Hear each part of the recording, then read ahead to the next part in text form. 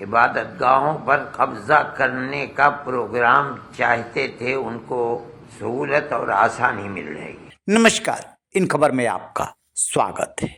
Varanasi district court द्वारा ज्ञानवापी के व्यास जी तहखाने में पूजा पाठ करने की इजाज़त देने के बाद हड़कंप मचा हुआ है। मुस्लिम पक्ष उसी रात भागा पहुंचा था सुप्रीम कोर्ट, लेकिन सुप्रीम कोर्ट ने यह कह करके बैरंग लौटा दिया कि आप हाई कोर्ट में जाइए।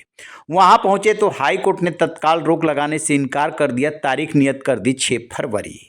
अब जमीयत उलेमाए हिंद के अध्यक्ष हैं अरशद मदनी, वो सामने आए हैं और सबसे पहले उन्होंने सवाल उठाए हैं कि किस तरीके से धार्मिक जो स्थल है उनका चेहरा बदला जा रहा है।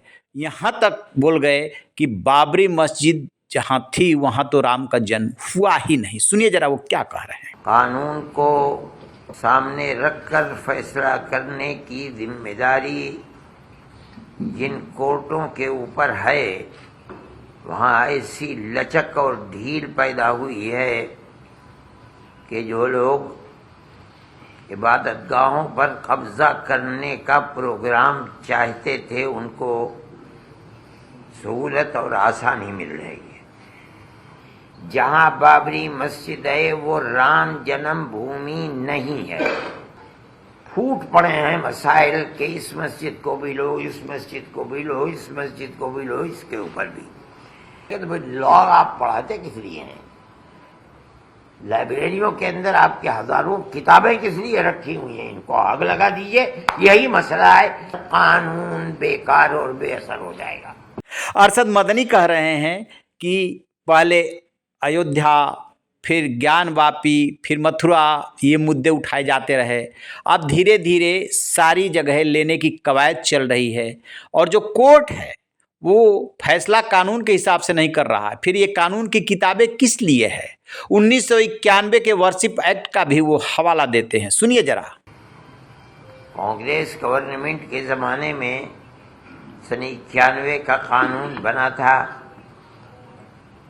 हमें उसके ऊपर भी ये एतराज़ था कि बाबरी मस्जिद को इससे अलग क्यों किया जा रहा है, लेकिन किया गया क्योंकि जमीयत उलमा ही उस केस को लड़ रही थी और हम पूरी कुव्वत के साथ जो बेहतर से बेहतर वकील थे उनको सामने लाकर हमने अपने दावे को पेश किया।